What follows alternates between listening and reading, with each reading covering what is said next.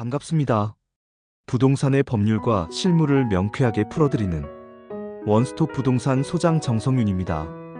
오늘은 재개발 사업의 무산 시 알아야 할 사항을 법적 사항과 판례를 가지고 몇 가지 말씀드리겠습니다. 재개발 사업이 무산되면 조합원과 투자자에게는 아주 황당한 사건입니다. 요즘과 같은 불경기에 이런 경우가 많이 있지만 어떻게 손 쓸 수 없이 흘러가는 경우가 있죠. 재개발 사업이 무산된다면 시공사에 진 빚을 조합원 개인이 갚아야 할까요?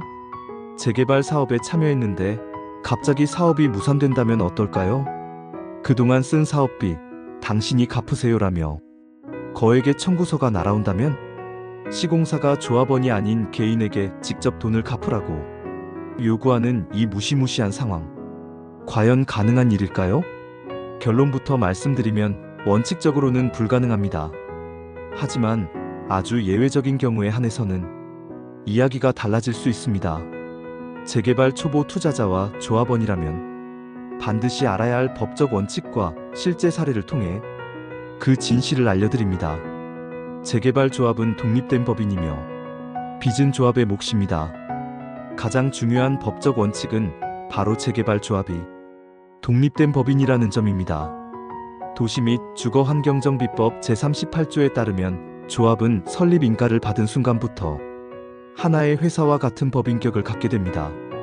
즉, 조합이 시공사로부터 빌린 사업비 대여금은 조합의 채무이지 조합원 개인의 채무가 아닙니다. 이 원칙은 수많은 대법원 판례를 통해 확고히 자리 잡았습니다.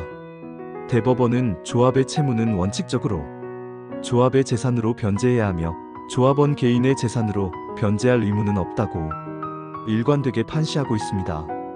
따라서 재개발 사업이 무산되더라도 시공사는 조합의 남은 자산을 청산하는 절차를 통해 채무를 회수해야 하며 개별 조합원에게 직접 돈을 달라고 요구할 법적 근거는 매우 약합니다. 하지만 예외는 존재하며 실제 사례로 개인의 연대 보증이 위험합니다. 원칙적으로 조합원이 안전하다는 사실은 안심되지만 예외적인 상황에 빠진다면 이야기는 180도 달라집니다. 바로 개별 조합원이 시공사와 별도로 연대 보증 약정을 체결한 경우입니다. 실제로 부산의 모 재개발 구역에서 재개발 사업이 무산되었을 때 시공사는 추진위 임원들을 상대로 수십억 원대 소송을 제기했습니다. 당시 임원들은 시공사의 형식적인 절차라는 말을 믿고 연대보증서에 서명했는데 법원은 이를 근거로 시공사의 손을 들어주었습니다. 이처럼 조합 대표나 임원 등 특정 조합원들이 개인적으로 연대보증을 섰다면 사업 무산 시 직접 채무를 변제해야 할 책임이 발생할 수 있습니다.